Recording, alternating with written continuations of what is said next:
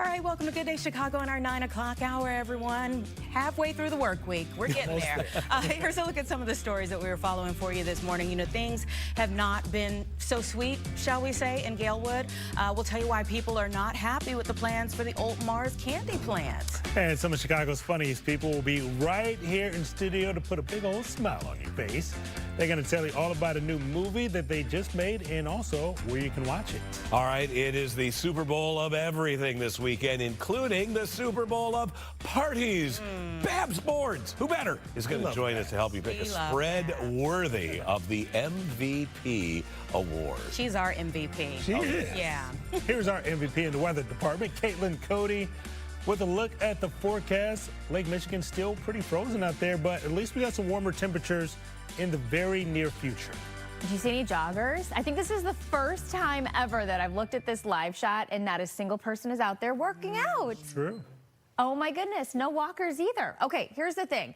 It is cold, it's cloudy, maybe that's why you don't want to go outside when it's not sunny. Well, we do have the potential for a little bit of light snow, flurries here or there near the lake to start off the day today. Highs in the 20s and 30s, but temperatures are actually going to be in the mid to upper 30s by Friday before we get colder this weekend, and then next week, the 40s are possible. Right now, we have a range of temperatures. It's currently 21 degrees at the lakefront as well as O'Hare, 23 in Gary as well as Midway and Kankakee, but 10 at Woodstock and 11 in DeKalb. That's the actual temperatures. Looking at our futurecast, though, into the afternoon, we have a slow clearing trend. Temperatures back to the upper 20s, as mentioned. This is 7 p.m. this evening. Still quite cloudy, especially southeast of the city, but western locations, northern areas, mostly clear. And then tonight, temperatures dropping back down to the teens into early tomorrow. Then we have the chance for some scattered snow. Minimal, if any, accumulation expected between roughly 9 a.m. and 3 p.m. tomorrow. Then we get a break from the wet weather. 6 o'clock, temperatures still hovering around 30. And then working our way into Friday, we have the potential for snow again in the morning. 7-day forecast. This is the good stuff. Friday's high, 38 degrees. Wonderful. Now this weekend, temperatures are expected to drop back down to 27 on Saturday, Sunday right around 34. And then next week, we could get in on the 40s. Mild temperatures above normal, believe it or not. Monday around 40, mid to upper 40s possible. Tuesday, cannot wait. Back to you. What time is our 9:03 this morning? The man accused of killing a bar owner in Kankakee County is awaiting extradition back to Illinois. Yeah, Saquon has more from Moments this morning, and I know that that community is so shaken up, Say.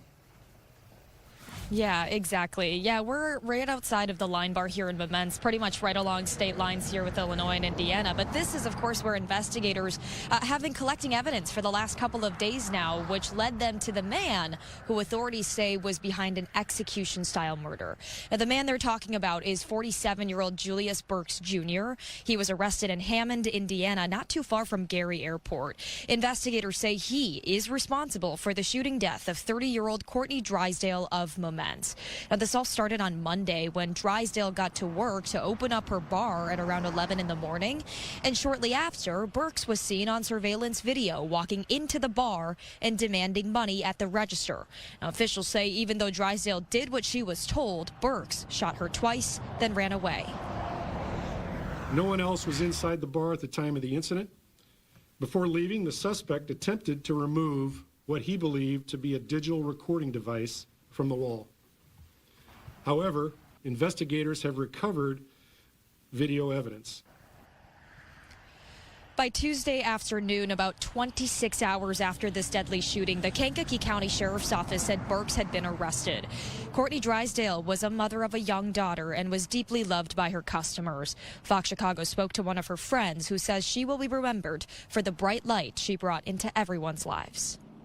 Her smile lit up the whole place, you know, everyone felt good around her. It feels like almost like a little bit of a weight lifted off my shoulder that, you know, she's going to get some type of justice, her family's going to get justice, that someone's going to get what they deserve for taking a beautiful soul like hers.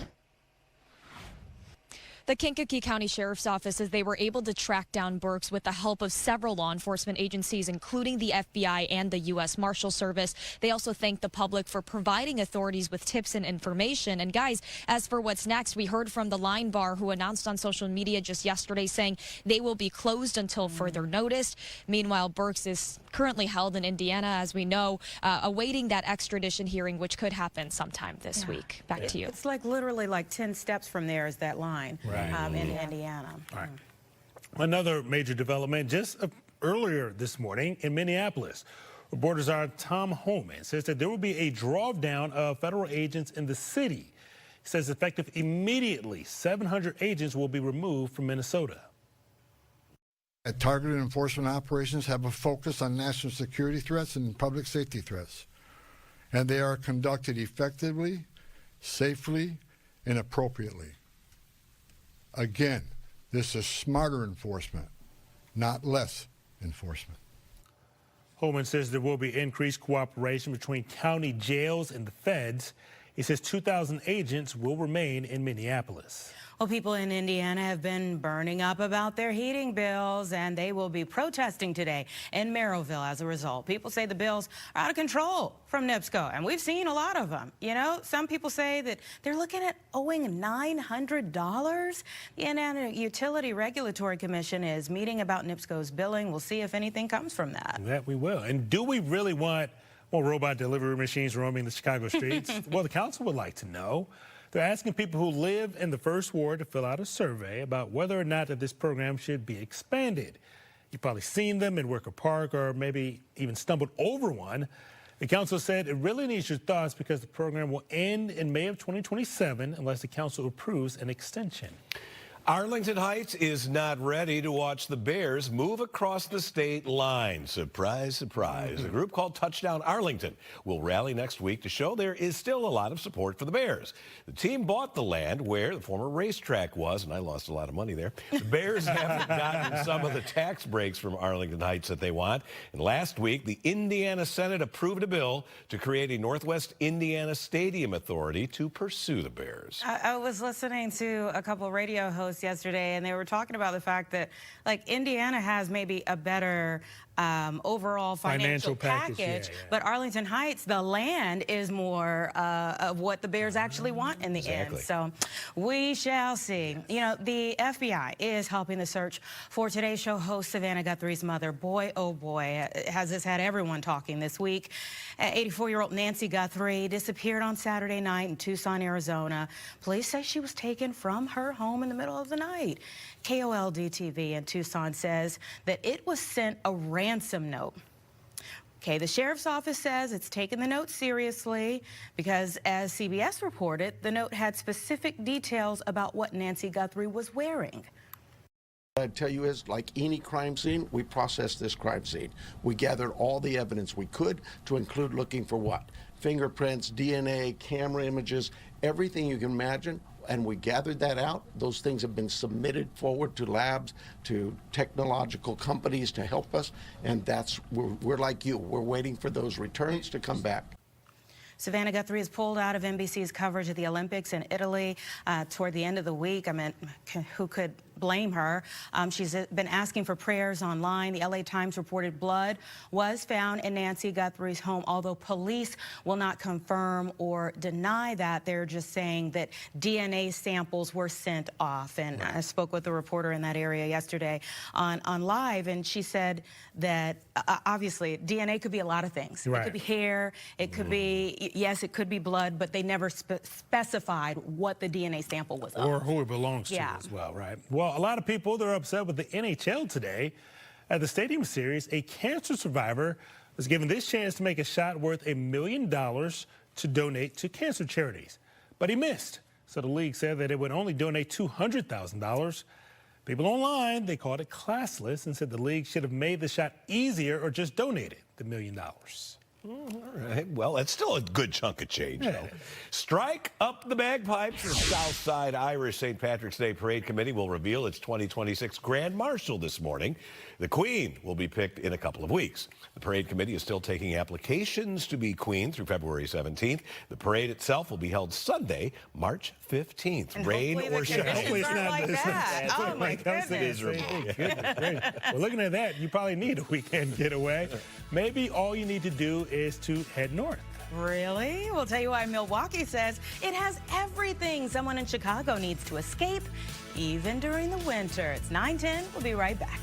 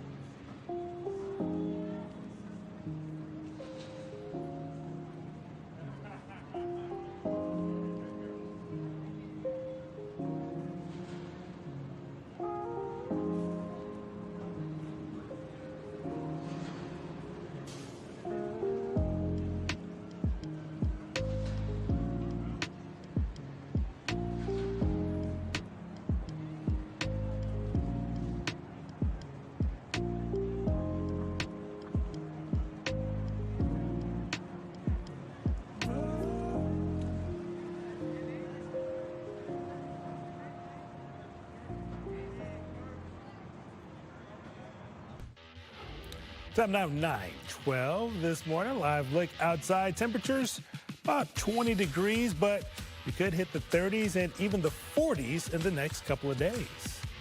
But, you know, there's a lot of great places in Chicago for live music, but there seems to be a problem. A lot of them are struggling. Paris got a chance to hear what they need and why they say they need the help. All that on the Chicago Report. When we're talking about independent venues, what are we talking about here?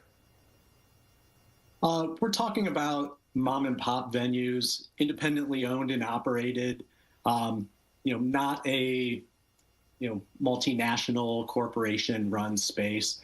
Generally, independent venues are the people that run them, live in the neighborhood, live in the area, and are part of the community. And I assume you mean, places that you don't have to go through Live Nation or Ticketmaster, some of those big companies, to purchase tickets and pay those exorbitant fees. Venues, you just walk into the door and the door person is there and they collect the cover and you go enjoy the show. Yeah, it's a lot of the venues around town are like Cheers. That you walk in and the person taking your ticket or person working behind the bar know your face, know your name. And when you're saying 3 out of 4 venues here are not profitable, how dire is that for their ability to continue operating? Well, it's hard to say, but it's certainly not something that a lot of venues can sustain for a very long time. Really, this study, the Chicago State of Live report, it's the first of its kind economic study of our city's independent live entertainment sector. We produced the study with Choose Chicago and the National Independent Venue Association. And like you said, it shows that independent stages generate $2.8 billion in total economic output, and they support tens of thousands of jobs locally and drive major tourism spending here in Chicago. But there's that caveat that most venues are operating on razor-thin margins and just really struggling to stay profitable.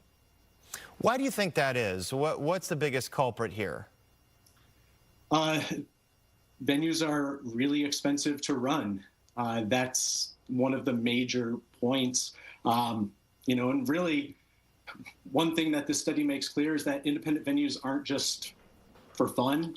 They're really more like a national infrastructure for culture, for jobs, for tourism, but without the protections and incentives that a lot of those other sectors receive. When 3/4 of our stages are operating without a profit, yet they're still generating those billions of dollars in GDP, wages, tax revenue, it just really becomes hard to justify leaving them out of the economic development and small business policy conversations. And if you had the mayor's ear or city council's ear, what would you recommend to them in terms of policy that they can enact that would help these venues, become profitable? There's a lot of different things. One of the biggest threats to live music right now is the way tickets are sold. Recent congressional hearings have highlighted both some of those issues and some really simple fixes, like a 10% cap on resale markups and an all-out ban on speculative ticketing. That's really the kind of common sense guardrail that we need so that our fans can really afford to go to shows. Recently the city approved tens of millions of dollars in aid to the Congress Theater to rehab that old venue.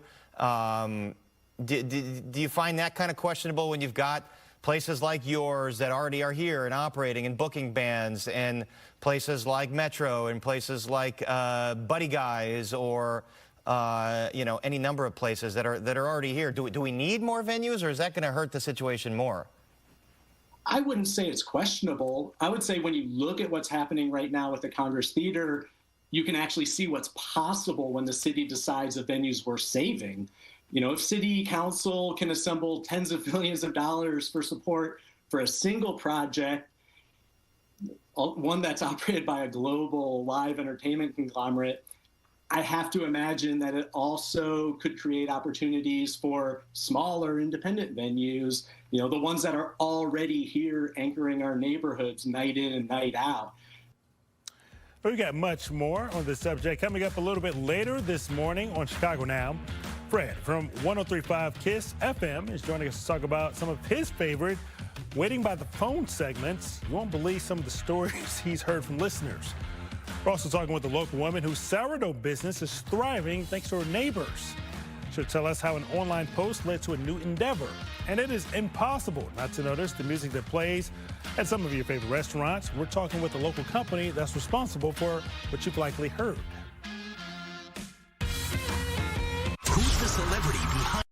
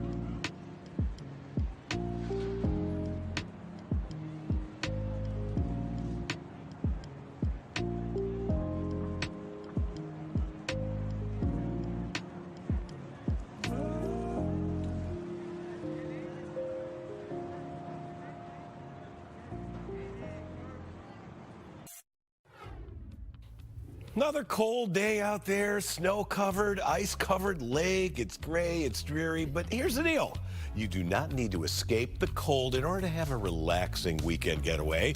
You can take a drive up north and visit Milwaukee. Yes, it's true. Marley Petrus, she is social media manager with Marcus Hotels and Resorts, is here to share some of the top things you can do in Milwaukee during the winter months. We thank you for coming in, Marley. What are some of the, you and I were just saying, there's so many similarities really between Chicago and Milwaukee along the lakefront. What are some of the best things to do there north of what I affectionately call the Cheddar Curtain?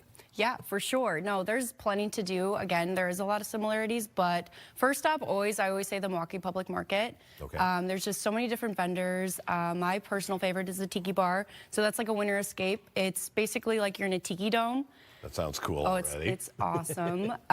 If you're coming with family, there's Discovery World, there's the Betty Museum, there's a lot of kid-friendly options as well. Okay. And then you can also, the zoo is even open during the winter. You have a if great you're brave, zoo. If that you're is brave, a beautiful zoo there. If you're brave, for sure. Brave and bundled up. That is the key there. People go to the Harley Davidson Museum. Yes, there too. that as well. Yeah, we actually have an ice rink too, right outside of St. Kate Arts Hotel. Okay. And then across from there, getting into the Arts District, is the Marcus Performing Arts Center.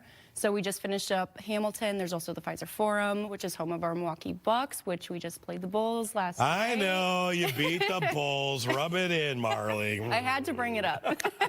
Well, I'm sure Milwaukee's worried about what's going to happen with Giannis Antetokounmpo. Is he staying? Is he going?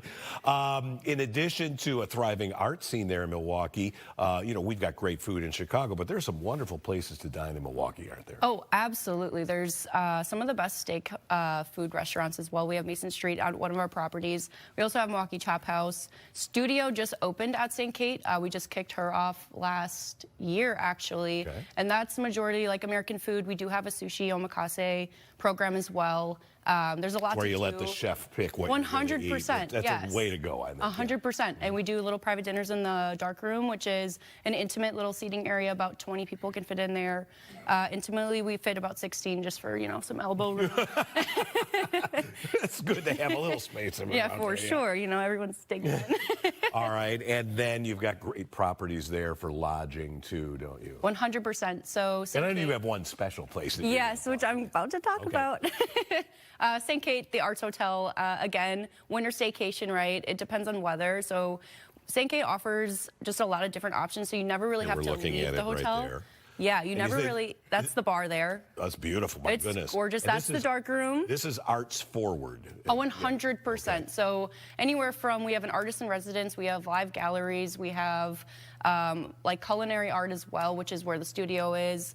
We do have live music every single day of the week on top of that. Oh, wow, that's nice. Correct, yes. And then Proof Pizza is another little restaurant we have as well, and every pizza is literally made there. All right, there's some of the art that I think we're just showing on the wall. 100%. You feature different artists, like, yes. Here this month we're featuring so-and-so. Correct, yeah, so our artists are on, sometimes it's like 3 months, 6 months, artist in residence is there for the year, okay. But it is rotating art exhibits, and then yearly artist in residence as well. All right, you grew up in Milwaukee County? I actually grew up in Green Bay. Oh, Brown County. Well, that's fine, but you represented 100%, yes. Okay. Yes.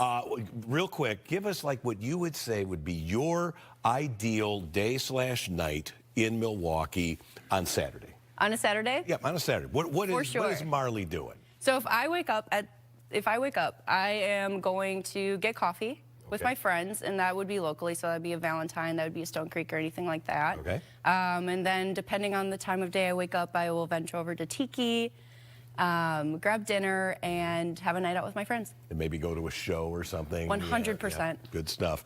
All right, Marley Petrus, we thank you for showcasing some of the wonderful things that is really not all that far away from Chicagoland. Milwaukee, it is beautiful there. I've gone there many times. We were talking before. Yes. So check that out. Who's that waving at us there? That looks good. Milwaukee getaway for the winter. Make sure you're bundled up. All right, we're going to be right back with more of Good Day Chicago after this.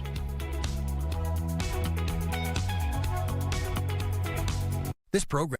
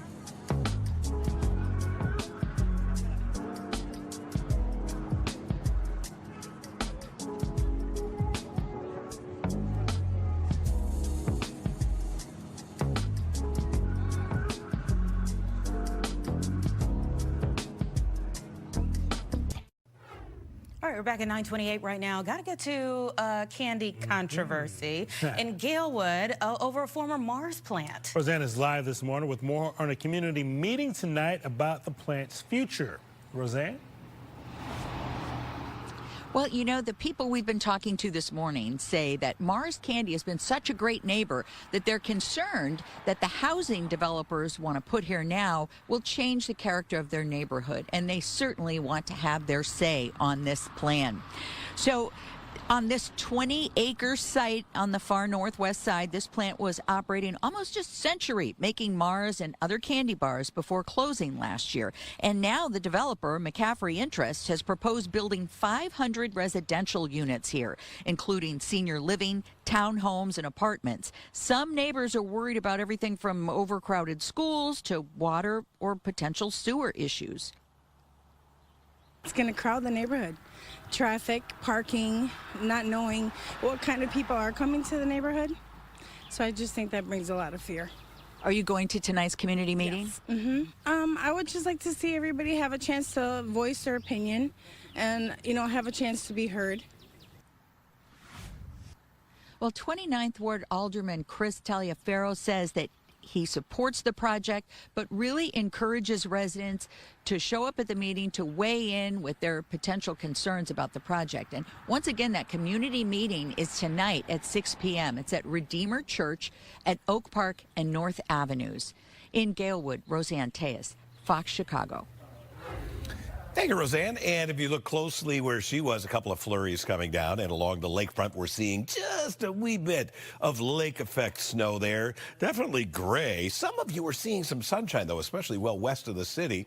I want to show you this shot. Now, I know Mom told you don't walk up close to the TV, but go ahead if you need to. Can you see some of these occasional snowflakes coming down there? This is not a big deal. We're not going to get a boatload of snow out of this. Flurries being reported at O'Hare, 21 there. North winds at 6 miles an hour. We have a wind chill of 13.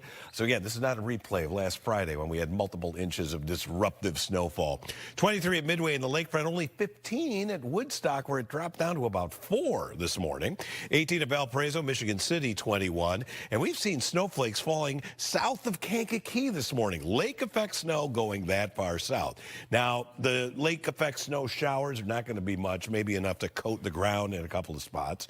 By early afternoon, this stuff's moving on out of here. It'll be heading over the east side of the lake, and I'm banking on at least a little bit of sunshine advancing to the east. It'll remain mostly cloudy close to the lakefront, though, all day long. Tonight should be mainly clear, but then tomorrow, look at this little feature coming out of Wisconsin, may produce a period of light snow midday, early afternoon, and then there's a chance for another little snow shower sneaking in overnight into Friday. That also not a big deal, and there could actually be a little mix of some freezing rain at the very beginning of that. But there's no big snowstorm on the way. That's what I'm trying to say here. Just a couple little, you're going to see a few snows here in coming days, including today. 28 degrees, light lake effect snow, and some sunshine, especially west. Tonight, partly cloudy, seasonably cold, a low of 16 degrees, not much wind. But the big story is we're getting out of the deep freeze. Tomorrow up to 30, 35. We start to thaw a little bit on Friday. We'll back temperatures off Saturday, but we're mid-30s Sunday, upper 30s at least on Monday, and mid-40s on Tuesday. Tuesday's a day we could realistically hit the 50-degree mark. That's going to feel so good. Got a photo to share. This one coming from Michael Bates, a beautiful sunset there. And I like how some of this fountain grass is being backlit by the setting sun. If you've got a lovely photo that you'd like to share with us, send it to us via the Fox 32 weather app. Anita has been giggling for the past several minutes because you've got a couple special guests. I'm already over here like, wait, is my mascara holding up? Because I've been cracking up just in the last few minutes off camera. Comically bad movies are a guilty pleasure for so many of us. And a new film is taking that sentiment to heart. Comedians William Adams and the icon Damon Williams put a satirical spin on the trend of watching bad movies. They are joining us here in the studio to tell us more about their film, To Be Movie. Thank you both for being here. Thanks for having us. Yes. Yeah, we have been cracking up. I have to ask you, like when I say comically bad, immediately my top two would be like Baps or, you know, I'm still like saying like making my way downtown because of white chicks, you know? For you all, what would be your top comically bad movie? I'll go with Airplane if you're going to go way back. Yeah. Airplane. Movies like that, the Naked Gun movies. Yeah. There's a long line of them, and they become classics, things that we want to, keep watching. Naked Gun was more like a satire piece. But that's why I picked that, because this is a satire piece. Yeah, this is, yeah. Let's talk more about Tubi movie. And it's Tube-E, the word T-U-B-E dash E. Yeah, and there's a reason why we need to make that very clear. Indeed. Yeah. Tube-E. Yeah, we don't want them calling me. And Tell me about it. It's the Fox family, but tell about the movie. Yeah, the movie is a satirical piece that basically takes what streaming culture does, which is record bad parts of movies and then stream them online. I mean, show them online, and then it's for the laughs, it's for the likes or whatever. It's a matter of, like, continuity is a term where you're in a film, and if people don't have things set, like you might see a person walk in with a blue shirt, and then he comes out the building with a white shirt, and it's like the continuity is off. And some of those independent films don't correct it because they don't have the budget. So what we did was lean into the joke. So we have people actually doing that, and the actors are in on the joke, so the audience can laugh with us instead of at us. I'm looking at a little bit of it right here. Tell me how long it's taken you to get it to this point. 2 years. It's been 2 years. Yeah, we shot it 2 years ago, and he found a home for it on Plex, which is a streaming app, which is free, and it debuts this Friday. And you can go on Plex app and download it and watch it and laugh, because we put so many. And Chicago's own legend, Dale Givens, is in the movie. Comedian B. Cole is in the movie. Will is the director and writer. Yeah, he's not the comedy guy, as you can tell. But he's funny. Whoever's working the camera, stay up above, right around my shin, because my ankles are ashy. I was going to run and go get your lotion. I got on short socks. But we only had a quick weather hit before we got over here, so it just had to be what it is. My wife's going to be like, you went in there with them ashy ankles. Yes, I have the ash. We didn't have time to help you. But you got to see this movie. It was very creative. So we were just watching something dumb, and he called me up, man, that's a movie. And then he's so quick with putting stuff together and getting it done. And he was saying that he was talking to his wife, and his wife was like, yeah, y'all should do something like that. And I was like, okay, well, I already had an idea. So he's like, I'm in, just call me, let me know when you're ready. So, and my wife loves classically bad cinema. Like, she watches the Maverick Channel day in and day out. Yeah, exactly. All right. Yeah, you had to give us some context there. But this is bad on purpose. So when you watch it, you're laughing. And the cool thing about this, you have to watch it more than once, because you miss some of the jokes because you're laughing through other jokes, which was one of the things that made me upset, because I'm watching people watch it. The screeners, they laughing so hard at the bit. And I'm like, oh, y'all missing It's a whole nother joke. Tell me, I mean, in this vein, streaming would be good, because you all are able to do a project like this and put it there. Do you see streaming be all good, or do you see some areas where there's some drawbacks to streaming? Well, I personally prefer the movie-going experience, but it's been priced so out of pocket, that a family of four can't really go see a movie. So now, thank God for streaming. But most films should be seen in the theater first. I agree. Yeah, because it's the communal aspect, especially laughing. You know. And if you think about how the internet, or actually these apps like Facebook, Instagram, they'll have somebody posted up there watching the movie with you to give you that experience, and it takes away from that. But if you have us in the audience of a theater laughing, and I don't know you, but you get that joke. It's like it's a communal experience. So for me, it's the instant feedback too, because I'm used to live audiences. So you prefer to have people watching your film and you see their reaction to your joke. So go to the movie theater, people. But in the meantime, go to Plex. February 6th, which is Friday. Yes. And you'll see Tubi movie. Okay, and I know you have some other things that are working right now. Oh, yes, thank you. I'm at Riddles this weekend with TK Kirkland, and I'll be at City Winery February 19th. Just got that in. Listen, I want you to have time to. Thank you. We want to go support you. I have some lotion on that day, too. Please, I might sit. Listen, I won't let you walk out the door without a little bit of lotion on. We'll work on that in the commercial break, everybody. Sorry, I'm a bad host. 9:37. Thank you again for being here. It was early. We're going to go to break.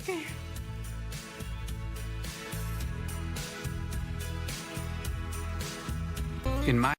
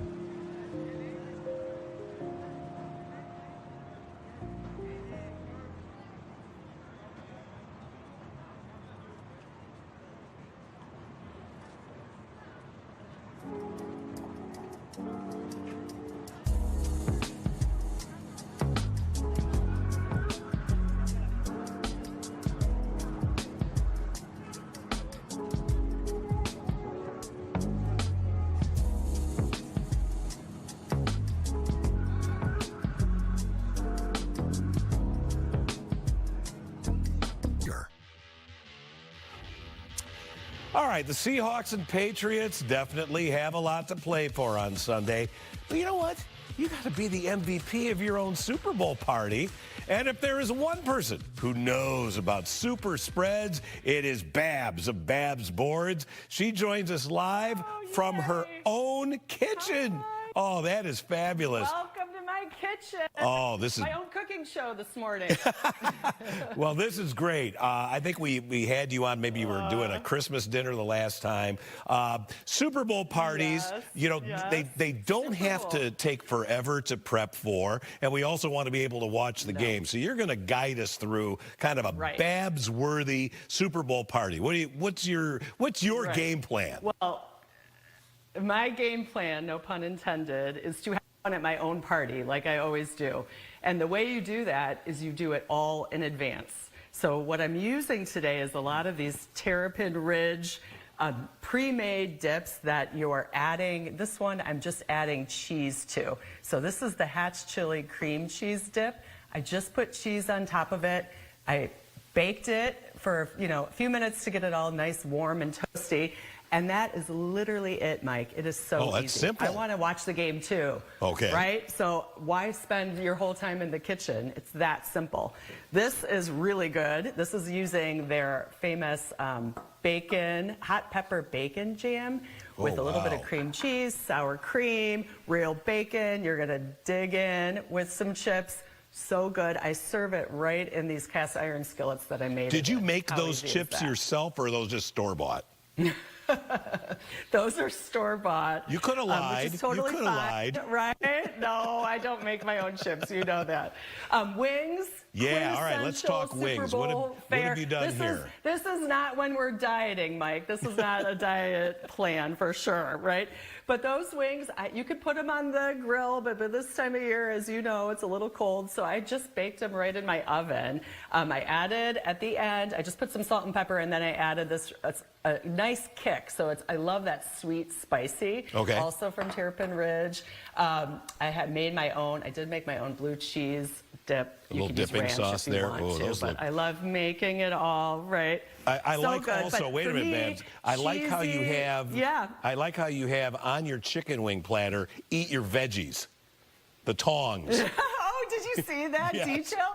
Yes. Well, that's my subtle nod to eating your veggies, but then dig into the wings, right? All right, this almost looks like a, you got like a charcuterie and then, going. you know, well, I'm Babs Boards, right? So I have to do a charcuterie board. There's no reason why you can't add something sweet. Of course, Valentine's Day is coming up too, so I have a couple little hearts, the salami rose for Valentine's Day. You have to do a charcuterie board. It's the best appetizer, I think. And then look at how cute these are. These are football toothpicks. So I think they're just adorable. Oh, those are great. How'd you make I those? don't go crazy. I did not make those. I don't go crazy with all the Super Bowl. You know, I don't want it to look like crazy decor Super Bowl, like a kid's birthday party. Right. I just like the subtlety of it.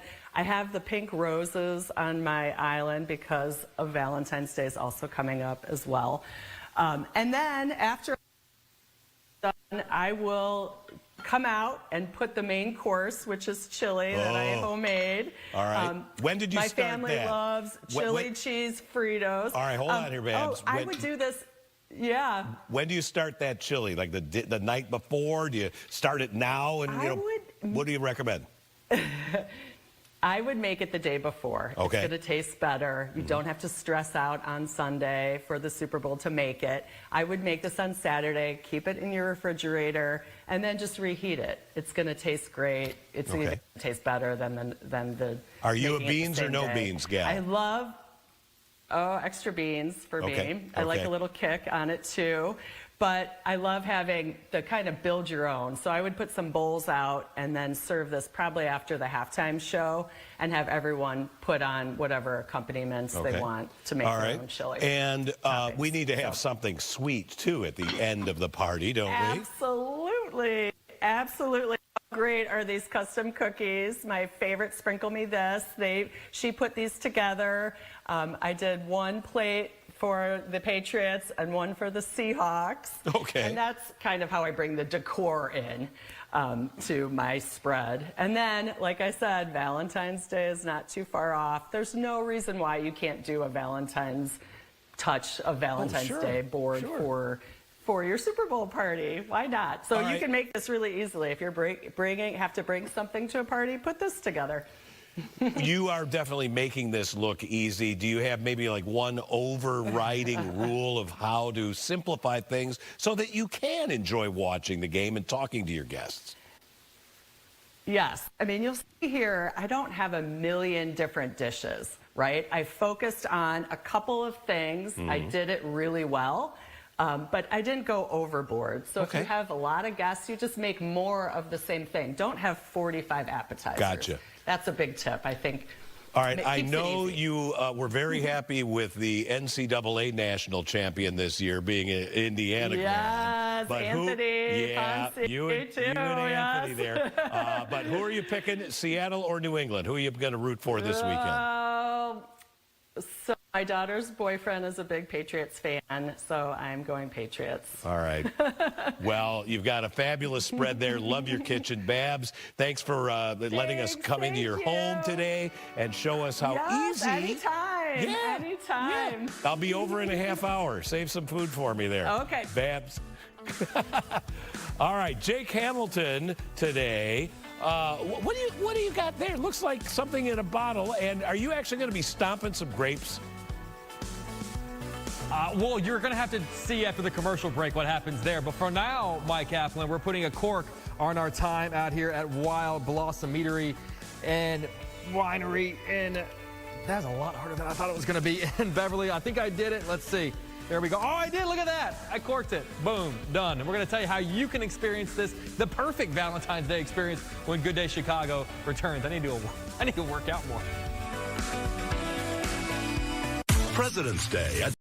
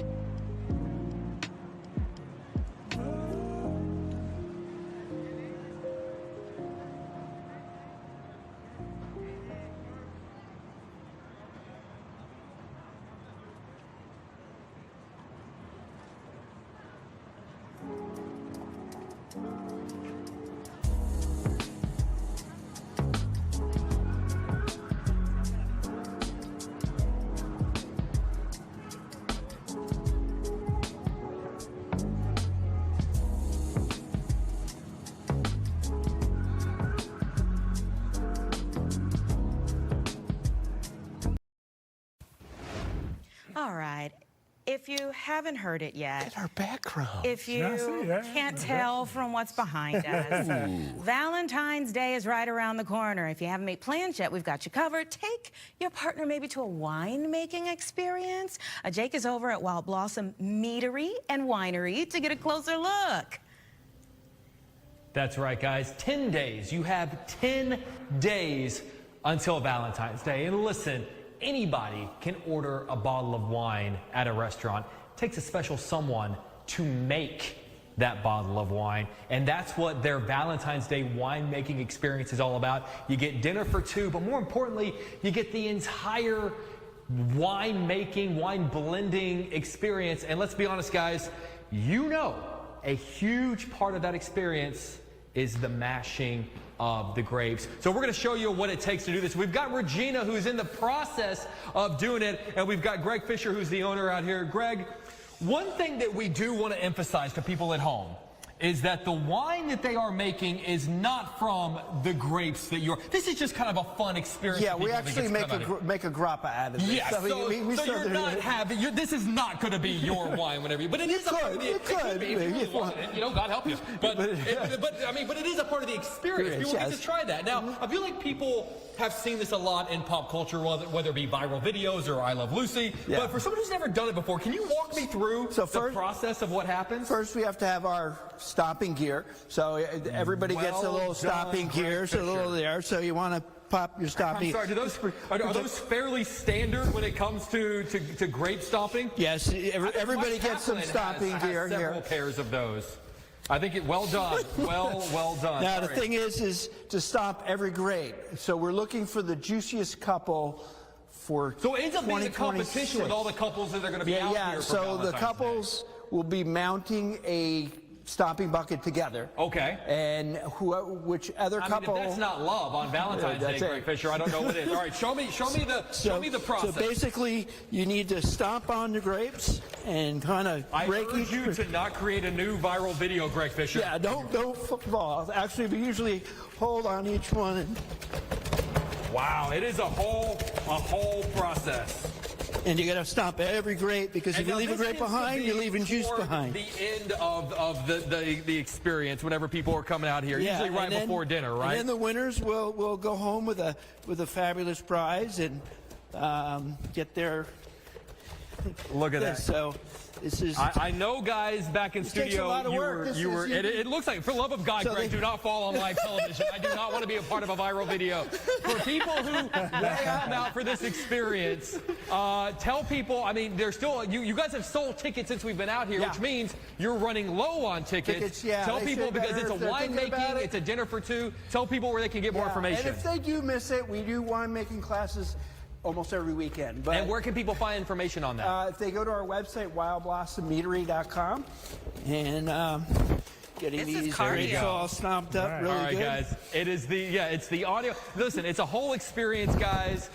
Whether it's the stomping of the grapes, whether it's the wine making, the wine blending, or the dinner for two, it is the perfect Valentine's Day experience out here in the Beverly neighborhood. Now, listen, guys. All morning long, you've been asking me, is Jake going to do come on, wine Jake. stomping? Right. And listen, I get a lot of very kind messages from our viewers, but at no point has anyone ever said, Jake, we'd like to see your feet. So because of that, I'm going to do you all a favor and toss it back to you in the studio. Have you ever tried? Sorry, can't hear you. IFB's running out. Sorry, can't hear you. We'll be right back.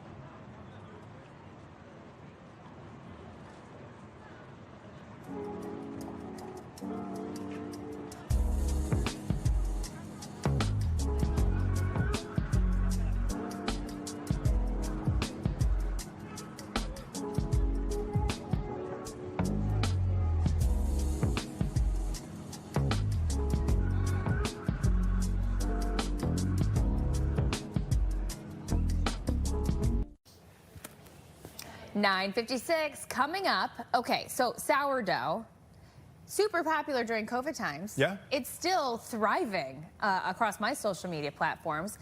Today, we're talking with a local woman whose sourdough business is thriving thanks to her neighbors.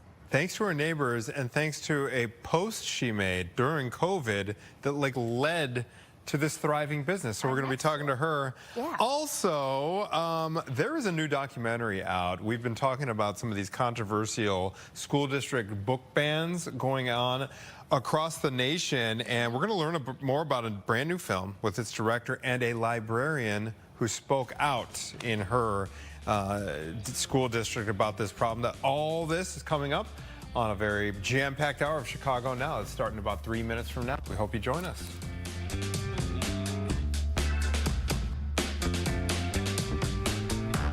Fox 32.